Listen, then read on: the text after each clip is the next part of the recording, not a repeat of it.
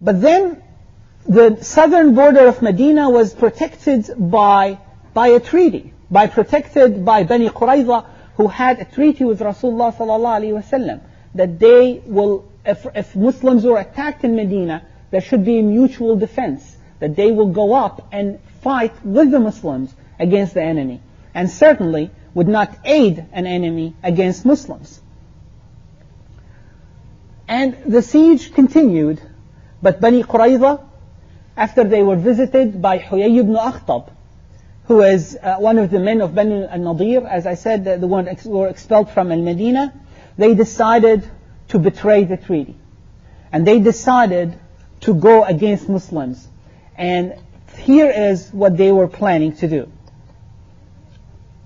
As the treason was announced by Bani Qurayza, and then it was announced to Muslims, when Sa'd ibn Mu'adh came to Bani Qurayza, which were the allies of the Aus. Sa'd ibn Mu'adh is from the Aus. And he was, in the older days before Islam, he was friends with this special tribe. So Rasulullah ﷺ sent them to figure out what's going on, whether the rumor about the treason in Bani Qurayza was true or not. And Sa'd ibn Mu'adh was faced with the definite answer that we have no treaty with you, and you go tell your prophet that we are coming to fight him. And here's what the scenario was supposed to be. Here's how it was supposed to work, this plot against Muslims.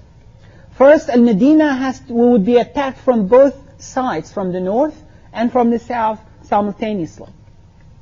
An army from Bani Qurayza will attack Medina.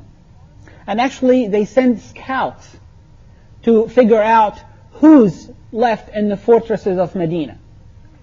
The story goes, one of the scouts, and this is narrated in Ibn Ishaq, one of the scouts came upon exploring the idea of attacking Medina. It was not just an idea, it was actually acted upon by preparing the army and sending people to figure out who they can attack. And one of the scouts got close to a fortress. That fortress in Medina belonged to the famous poet in Islam, and his name was Hassan ibn Thabit. And Hassan ibn Thabit was the only man left in the fortress to take care of all the women and all the children that were left there. But Hassan was a poet. Hassan was not a fighter. And this man, this scout from Bani Qurayza, came and walked around, and he started figuring out that there is no army here. There are no protection, there is no guards. So Safiya bint Abd al-Muttalib, the aunt of Rasulullah sallallahu alayhi wasallam, sees that man.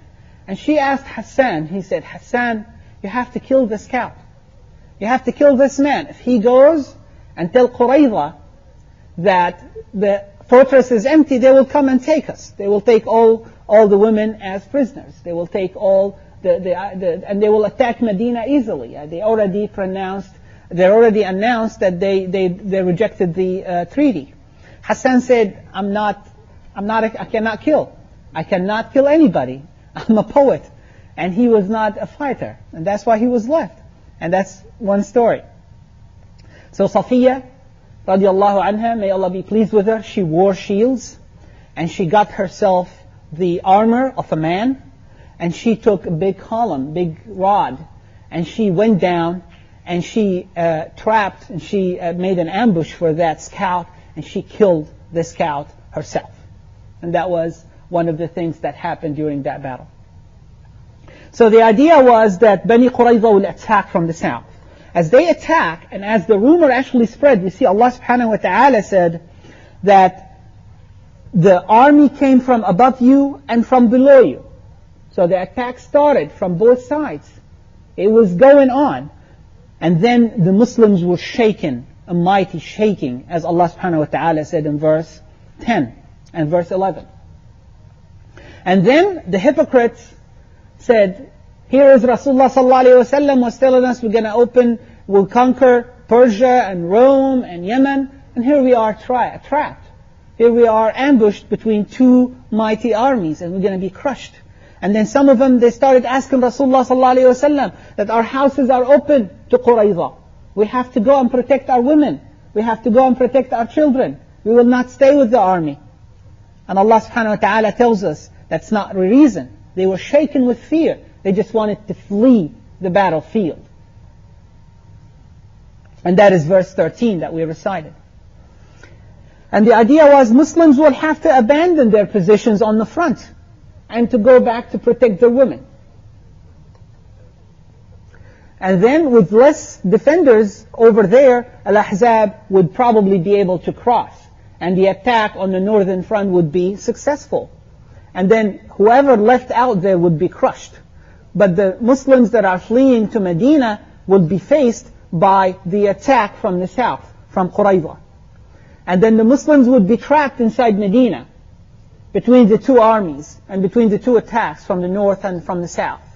And the Muslims supposed to be crushed, according to this plot. They will have no chance of survival. And then the Muslims altogether will be annihilated, and will be forever destroyed.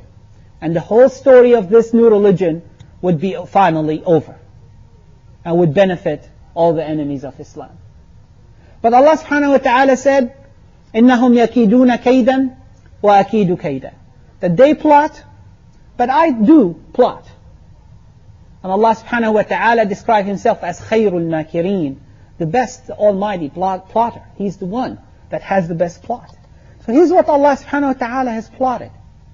There was treason in the south, and the people of Bani Qurayza have determined to go against the treaty with the Muslims. Prophet ﷺ sends this man, Nu'aym ibn Mas'ud, or Nu'aym ibn Mas'ud. And this man was from Ghatafan, was from Al-Ahzab. And this man, the faith, subhanallah, and Islam fell into his heart at this moment. And he was not a Muslim before. So he sneaks out and he makes his way to Rasulullah sallallahu alayhi wa sallam, and he declares La ilaha illallah Muhammad Rasulullah, and asks Rasulullah sallallahu alayhi wa sallam, how can I help you? How can I help my brothers? He's a new Muslim and he feels the burden that is left on Muslims. Rasulullah sallallahu alayhi wa sallam said, إِنَّمَا أَنْتَ رَجُلٌ وَاحِدٌ, you are only one man. فَخَذِّلْ عَنَّا مَا اسْتَطَعْتَ. That means turn him away as much as possible. فَإِنَّ الْحَرْبَ خِدْعَةٌ. That war is only a trick. That tricking your enemy during war is allowable. So Nu'aym, as he was friends with Bani Qurayza, and he was friends with Quraysh, and he was friends with Ghatafan, he went to Bani Qurayza and he said that you have declared this war against Muhammad sallallahu alayhi wa sallam, and your houses are in Medina, and Quraysh and Ghatafan have been trying for 20-25 days now to cross and do something on the north, and they can't do anything. If they got tired and got bored and their enthusiasm weaned down, then they will just go and leave you to Muhammad. And then you know what will happen. You're already traitors. Muhammad sallallahu alayhi wa sallam will kill you, all of you. So what I see is you gather some hostages. Ask for 10 of the elite of Quraysh and Ghatafan, and said, we will fight with you if you give us these people, so we would guarantee that you will not leave us alone on the battlefield. Then he goes to Ghatafan and Quraysh and tells them that the Jews, the Qurayza in the south, have regretted that they broke the treaty, alaykum salam, with Muhammad sallallahu alayhi wa sallam. And what they are planning to do is, from what I heard, that they were going to get some of the elite of you and ask for them as hostages, but the plan is to take these people and deliver them to Muhammad and his companions sallallahu alayhi wa sallam, so they can kill them, so they would make up for their treason, and they will show that their intention to go back to the treaty. So Abu Sufyan sent messengers to Qurayza saying, we have to fight Muhammad sallallahu alayhi wa sallam today. Qurayza said, no, we will not fight him today for two reasons. Number one, this is Saturday. This is our Shabbat, or their Sabbath. And the second reason is we want some guarantees that you will not leave us during this war, so we would ask for hostages. We asked to give us 10 of the elite of Quraysh of Ghatafan. Well, when the mushriks heard that, said, well, Nu'aym was really right. Here they are telling, asking us for these hostages to give to Muhammad. So they said, we will not do that. We will not give you anybody. So there was weakening of the plot between Al-Ahzab and between Qurayza. And the treason plot weakens. As Allah subhanahu wa ta'ala continues His plot, He sends a natural, cold and stormy night upon Al-Ahzab. A storm, cold and stormy night.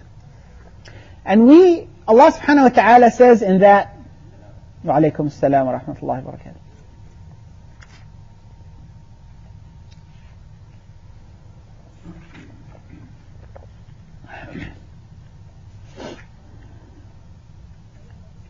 That is verse 9. يا أيها الذين آمنوا اذكروا نعمة الله عليكم إذ جاءتكم جنود. O you who believe, remember Allah favor to you as when there came against you hosts or